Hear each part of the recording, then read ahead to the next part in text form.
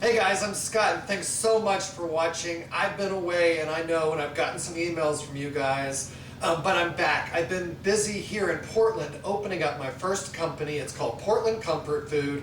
You can access it through the web, www.portlandcomfortfood.com, and that's going to be the link to my blog that'll have today's recipes and all future recipes right there on the blog page. I wanted to show you guys a really great recipe that uses delicious Gulf Coast shrimp. I'm so happy that that oil spill got taken care of and they're still in the process of cleaning up those waters. But we can still get really great Gulf shrimp, and I hope that you will support those fishermen down there that are struggling to make their living. I'm using Gulf shrimp, and these are 1620 shrimp, and you'll see that sometimes on packaging. All that means is it's 16 to 20 shrimp per pound. So I have 2 pounds of 1620 shrimps. And you can see they're rather large, and that's really what you want, and shell on.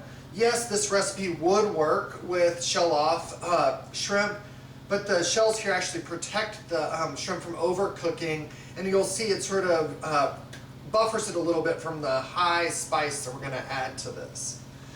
In a saucepan, what we need is just a ½ pound of butter, and about a ¼ cup or so of olive oil. That's going to be the base for our sauce.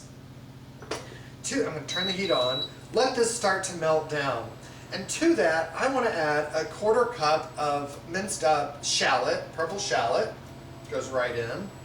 A ¼ cup of minced up garlic. And guys, do this fresh. Don't buy that paste in the glass jar at the supermarket. Buy your garlic and mince it up, or use a garlic press. It's going to be much more flavorful.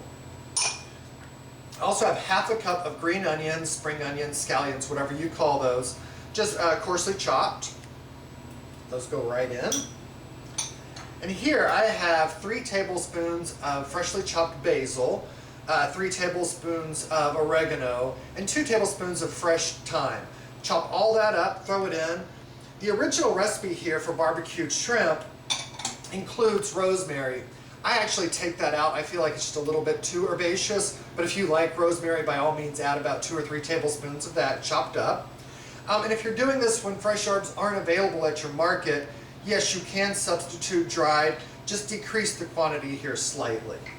So what I'm going to do is let my butter start to melt, and what I want to do is really infuse that in the oil with all these great rich flavors. So I'm going to let this melt now. We'll come back once we're ready to proceed.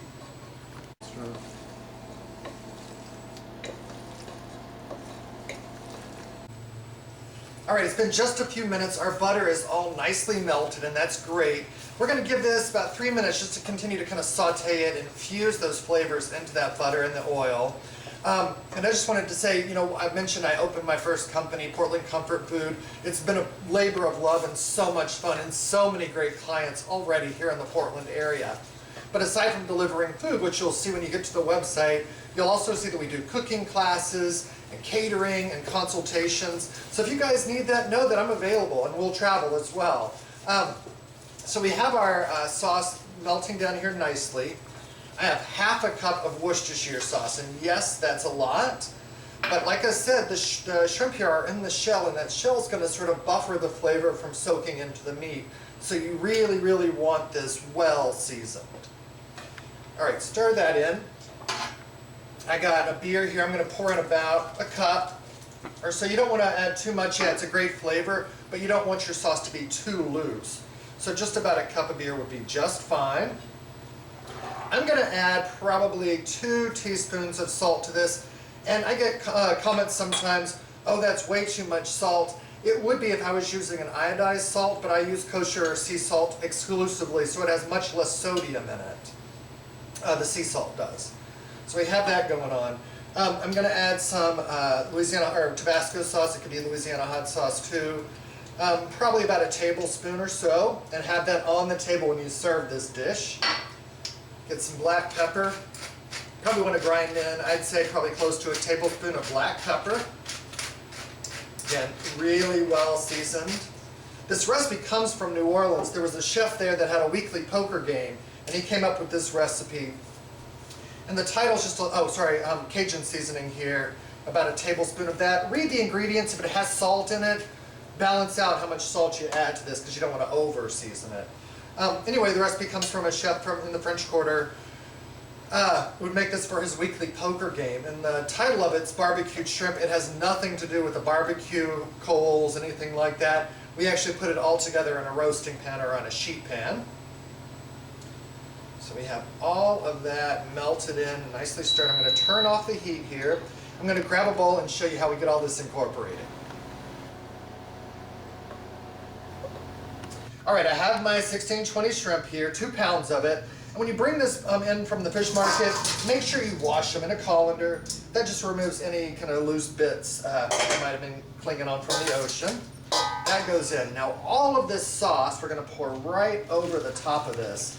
When we plate this, you'll see we're going to do it in bowls, so you get the shrimp and also a lot of that sauce, and we're going to serve it with some really good French bread or baguette to soak it all up with.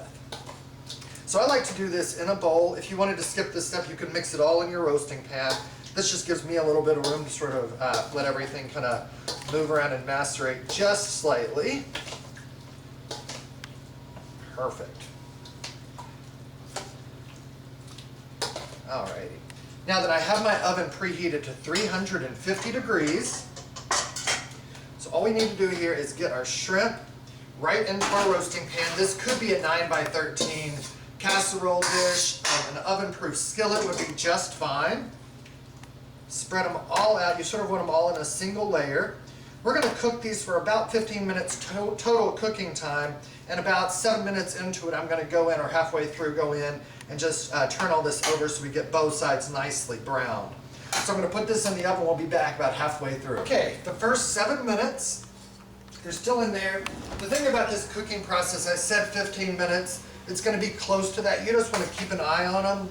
Get them just done where they start to curl up, but don't overcook them, because what it'll do, it'll just make it really hard to peel the shrimp. So I want to get in there, turn them all over. You can tell which ones haven't because they'll be a little bit grayer. Turn them over and they're pink. Perfect. Get them all back down in there. Get the sauce all up over it. These are going to go back in the oven about 7-8 more minutes. I'm going to put the broiler on probably for the last 5 minutes just to get them nice and sort of caramelized over on the top. So back in the oven about 7-8 minutes. So after the additional 7-8 minutes, 5 minutes of that under the broiler, this is what they look like, and they smell delicious. Anyone who loves shrimp will love this. It's really highly seasoned and I think fantastic. Get yourself a nice bowl. A portion like for a first course, I'd probably do 5 or 6 of these per person. For a main course, the funnest thing to do is just to put newspaper down the table and even use silver trays. Put the shrimp on silver trays right on top of the newspaper. Let people sort of peel and eat their shrimp right there. Even outdoors, it's fantastic. Because this is not a meal that you probably want to serve at a fancy dinner party, because this is getting your fingers in there and getting them well into the food. See, I just sauce it up with a little bit of that great butter and oil sauce, highly seasoned, a couple of nice pieces of French bread. I'm going to have to let it cool down before I can peel those shrimp, but I do want to take a little taste of this sauce. You gotta make it. It's so good. A nice cold beer to go along with this, and you are set to go. Guys, thanks so much for watching. I really hope you enjoy this recipe. It's going to be part of my new catering menu. Check all the details out at www.portlandcomfortfood.com. If you want the recipe today or all of my past recipes, they're right there on the blog tab. You'll find it. Scroll down that list and you'll see, tons of great recipes that have been tested, and they're really delicious. Thanks again for watching. Y'all have a great day. Take care. Bye.